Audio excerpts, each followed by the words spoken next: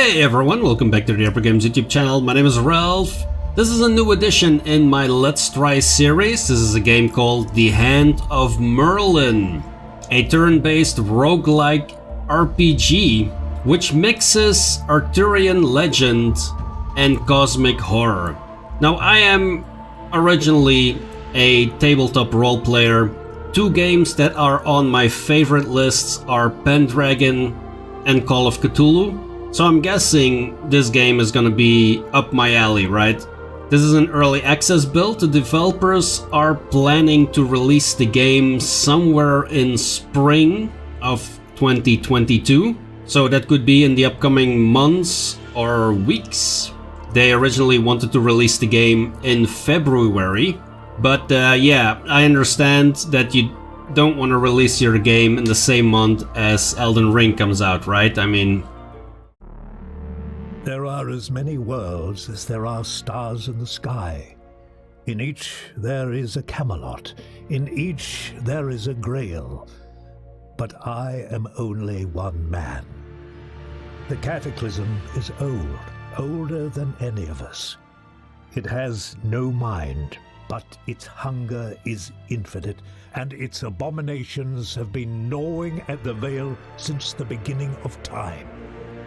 Some of my kind would say it cannot be stopped until it has consumed the last son of the last world. But I have hope. That is my burden. For centuries, I gathered my powers. I reached out across infinity and created the one you call King Arthur. A champion to defend each world. At great cost, I devised an instrument that could heal the wounds in reality. To you, it is known as the Grail. But Morgana lost faith in our cause. She tricked me, trapped me. And while I slept, the years passed. The worlds changed. And Arthur failed.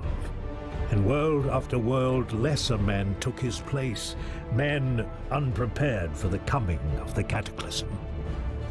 Now I am awake, but I am diminished. My powers are fled, my memories shattered. I can only reach out to you in dreams and whisper, "Go to Camelot, retrieve the Grail, take it to Jerusalem. Believe in me, and your world may be saved." I have seen the beginning, and I have seen the end. But I will not yield. My name is Merlin.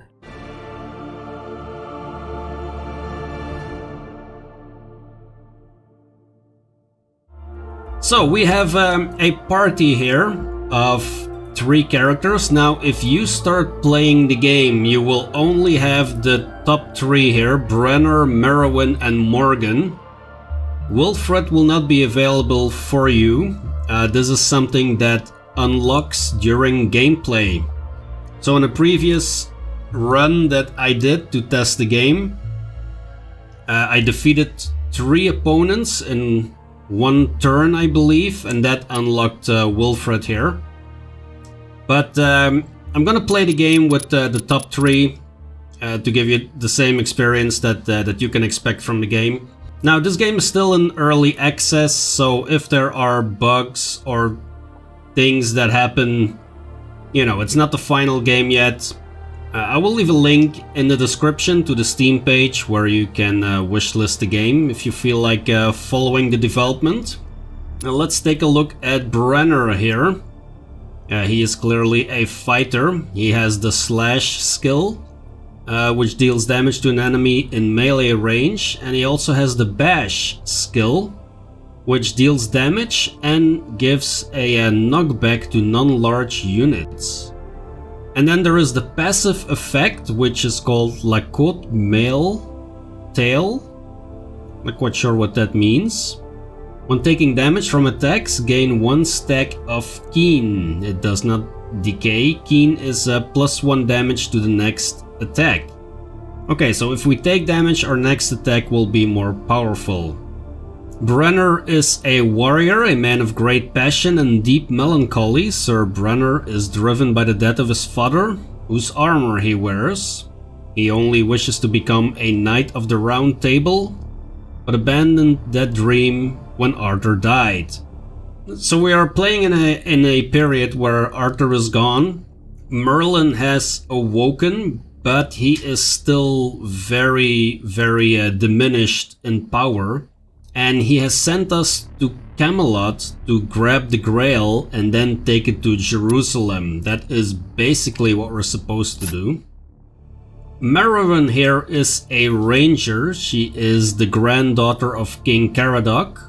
Her royal blood has allowed her to live a life usually reserved for men. She is young and aloof and cares little about breaking the law. But in her heart she wants to do good, in her own way. Oh, okay, you can give them slightly different outfit. Merlin has the shoot skill, which deals damage to an enemy for a range of up to 6 tiles. And she has Archer's Vigil. Ready a reaction, take a shot against any enemy that moves within your line of sight until the next turn. And then there is the Noble Ruse passive effect. When killing an enemy, reduce all cooldowns by 1. And then the final character of the three is Morgan the Mystic. Morgan Tutt was once Arthur's chief physician, serving him at Camelot and on his many campaigns to unite Albion. He knows much of the way of the ancient druids and is stronger than he appears, but is weighed down by his grief of having failed to heal Arthur after the Battle of Camelot. He has the Singe skill, which deals damage to an enemy. He has the Hephaestus Salts, which restores armor points to an ally. And the passive effect of being a druid physician. When dealing damage with Singe, grants 2 stacks of mending to allies adjacent to the targeted unit. Oh, okay, so if we damage enemies which are in melee with our other 2 party members, then they heal while the enemy takes damage. Alright, interesting. So let us select these 3 and start the game.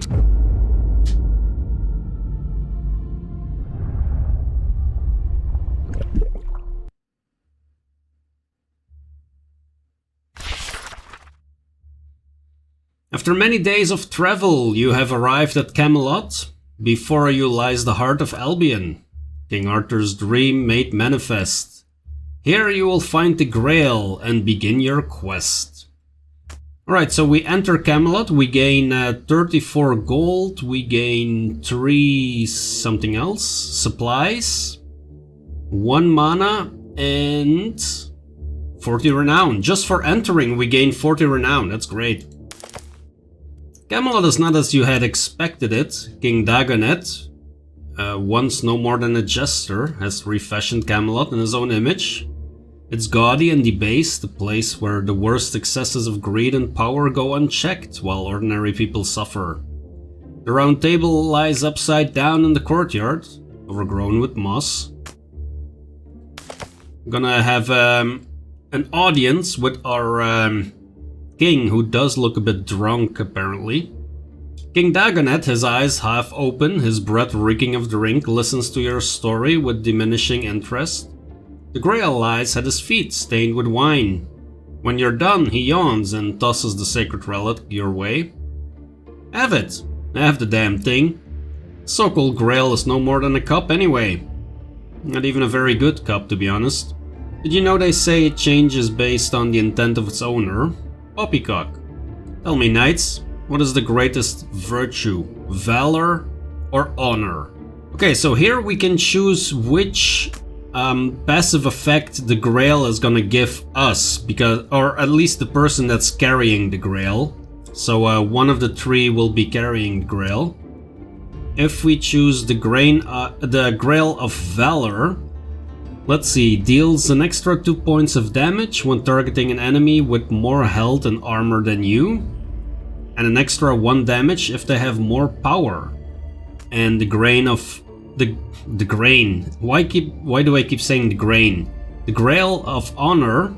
Attacks apply 1 stack of Compelled Duel, minus 40% damage dealt to units other than the effector. Expires, losing all stacks when another unit gains this effect. If we would give this to our ranged character, to Merlin, and she would shoot someone, then the unit that is being shot will get minus 40 damage if it's fighting Morgan or Brenner. That's how I read this. So the question is, do we want to go for more damage? But this damage only applies if the enemy has more health and armor than you. Let's grab Honor and see if that tactic that I just said, if that is gonna work out. And you know me and tactics, they don't mesh well, so don't expect too much, folks, okay? The Grail changes before your eyes, but Dagonet does not seem to notice. See? Nothing. This Merlin of yours is no more than a Welsh fraud. Now leave at once, I'm tired of you. Have a great feast to prepare to celebrate King Dagonet the Marvelous, the best king in the history of Albion. All these feasts are quite the burden, you know, but the people demand it, and I love the people. He dismisses you with a wave of his hand. As you're about to depart, you are pulled aside by an old tired-looking man, King Dagonet's treasurer. He offers his help. Dagonet will not notice if a few things go missing, he sighs, and besides, he does nothing but waste what little there is left. What would be most useful, some coin or this old relic here? It's said to hold powers, though I cannot attest to that. Let's see, we can grab the Linden Branch, a common relic. The bearer is granted 2 stacks of Elusive. When taking damage via an ability, gain 2 stacks of Evading. Not quite sure what taking damage via an ability is. Is that an ability that you do yourself and then take damage yourself? Or is that an ability that an opponent uses on you? Both could be, you know, could happen, I guess. This is 52 gold pieces. Let's grab the relic. I mean, maybe we can sell it at some point, and hopefully for more than 52 gold pieces. Let's grab a relic. There you go. You thank the old man for his help. Be wary on your journey, he advises. We have had ill news from many places, and trouble brews near Corbinic.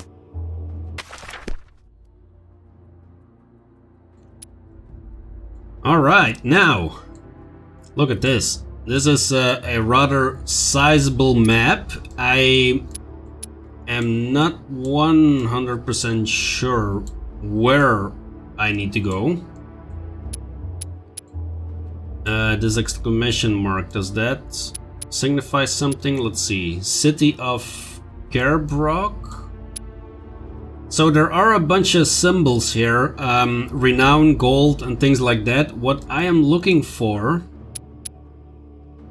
is, I think, a heart symbol, which is where you can heal, because you do not heal in between battles. Let me see, is that, oh no, that is supplies actually. Okay, look at that. So there is not a lot of healing going on. Here there is healing in the city of Caerleon. But that is quite a good way away, actually. Regular nodes, okay.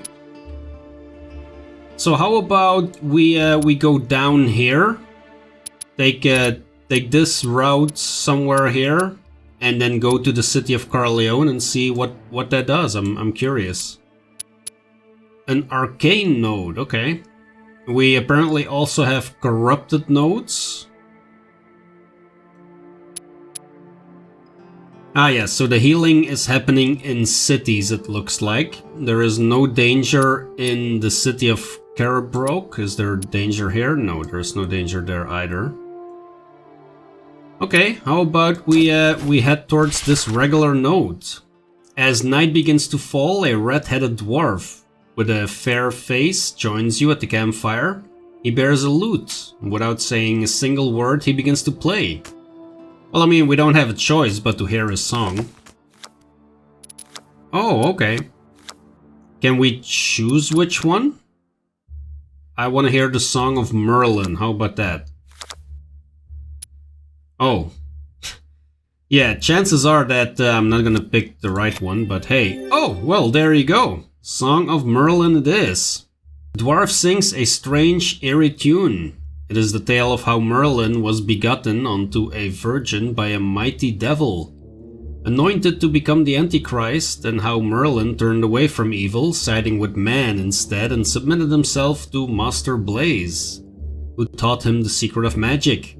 As if entranced, you cannot speak or move. When the song is over, the dwarf hands you a purse of silver coins, bows, and vanishes into the night. I mean, I wish all bards were like that, like they play a song and then they pay us to listen to them. Doesn't sound like a great business idea from the dwarf's perspective though. But I'll take it.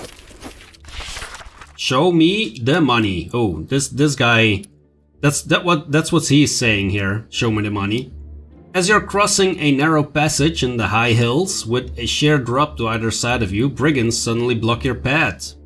You turn to retreat, but they're behind you as well. Clearly, you've walked into a trap. Surrender everything you own, and we may let you live, their leader says with a leering, bloodthirsty grin. We can attempt to bargain with a 50-50%, or we can intimidate him. How about we just intimidate the guy? Brenner laughs as he draws his weapon. Come then, you fools, let me reward you for your insolence. This is not what the brigand expected. They're clearly frightened of Brenner, but they attack you nonetheless. Dumbasses. But Brenner is inspired. He gains 1 power. Alright.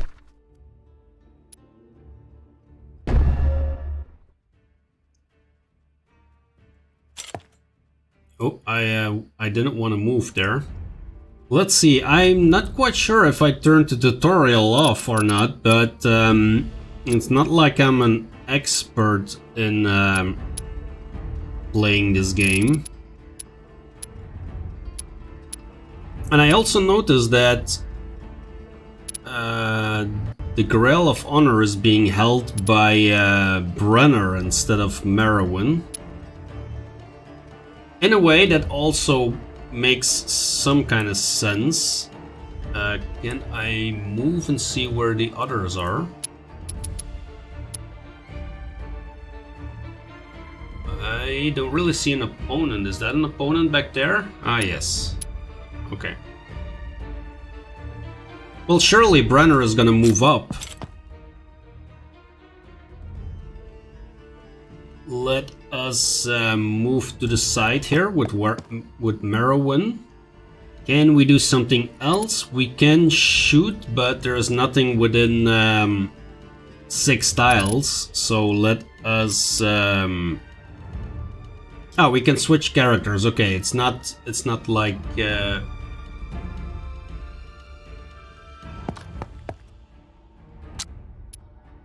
Oh, that's not what I meant to do. Sorry folks, I'm misclicking here. Let's end the turn and see what they do. Okay, let's have them run in here.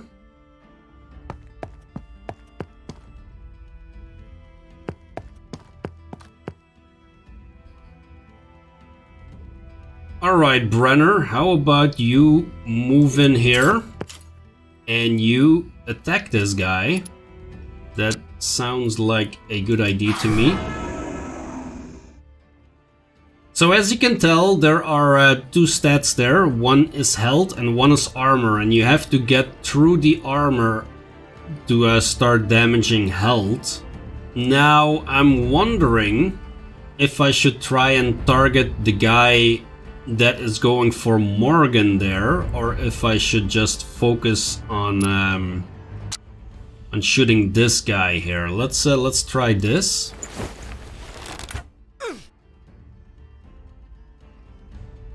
There we go. And we still have 1 thing left. Archer's Vigil, so Can we do this? Yeah, so if this guy moves in, hopefully we shoot him. Not certain. Singe. Let's singe this guy.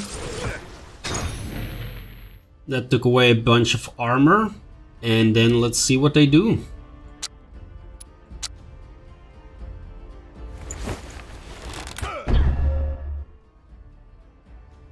Oh, okay, he's gonna shoot. They seem to be ranged. That did not trigger Merlin, unfortunately.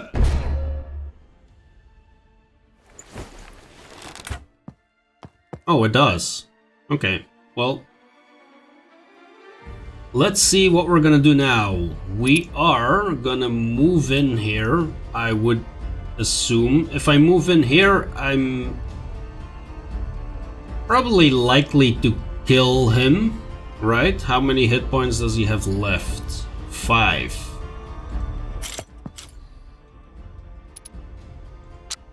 I would say I'm likely to kill this guy. There we go. That is 1 down. Now, how about we move into cover here? Can we still shoot from here? That would be very nice if that is possible. We can.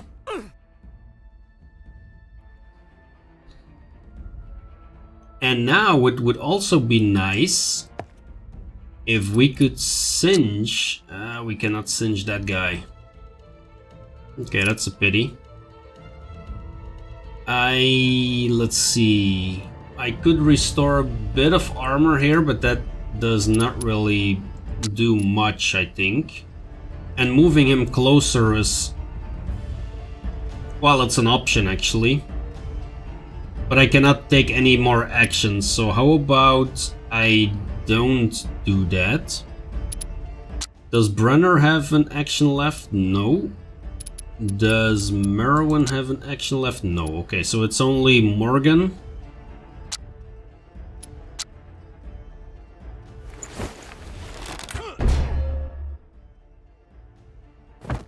Alright. We gained... Ooh, that was a miss. Great. We gained some power here with Brenner.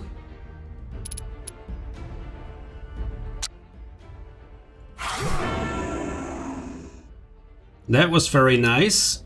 He will very likely go down. Actually, since I have another point, I could bash this guy as well. And watch him go down. Yeah, how about that? And then let us move all in here. Let's fire on that guy. And let us have Morgan move in as well and singe this guy. Takes down some more of his armor. Or all of it. Oh, wow. That was a good hit. Where are you running off to, you weakling? Get back here.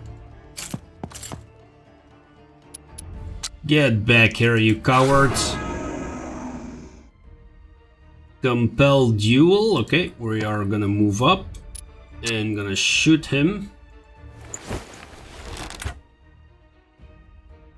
And miss him. That was not part of the plan. What is his armor looking like? Maybe I can give him a little bit more armor. There we go.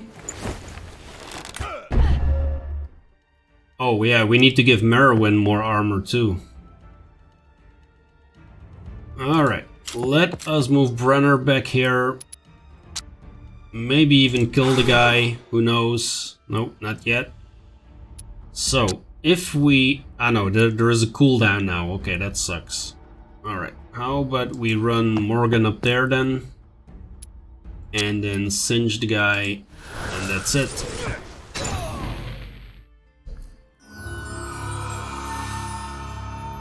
And you could see the mending as well.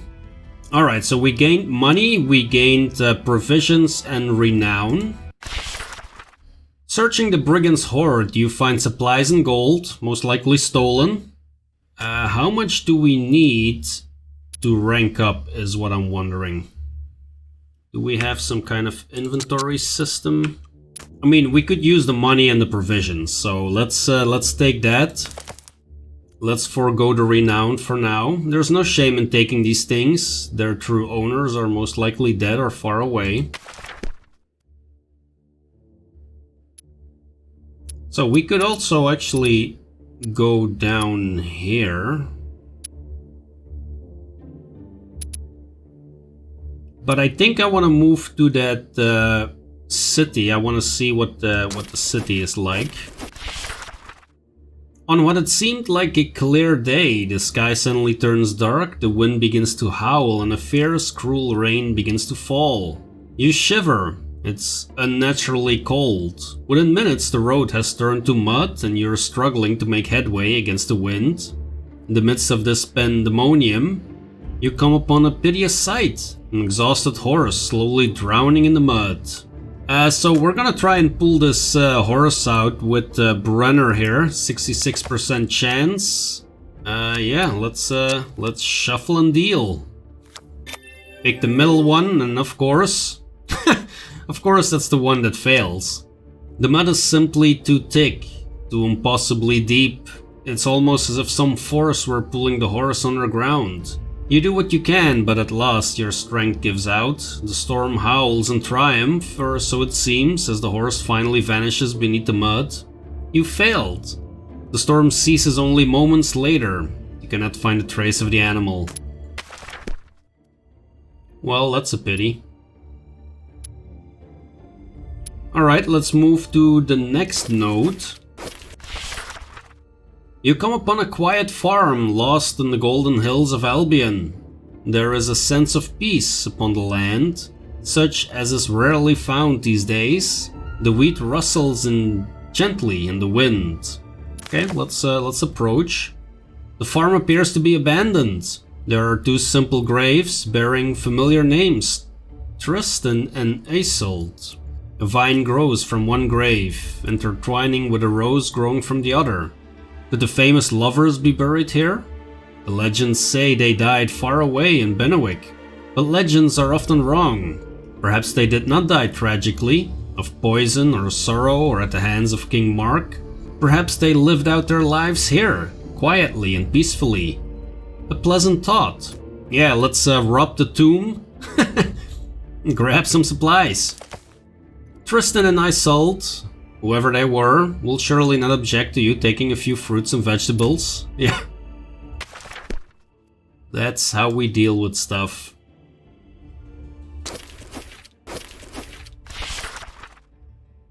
You come across a beautiful inn, well loved by travelers and locals alike. A large wheel-like symbol has been painted onto its roof. That's why many call it the Inn of the Wheel. But that's not its proper name. Okay, what happens if we enter the inn? The innkeeper welcomes you with open arms. He's a strikingly tall man with a great bushy beard streaked with grey. He speaks with a thick Wendish accent. Visitors, do you want beds?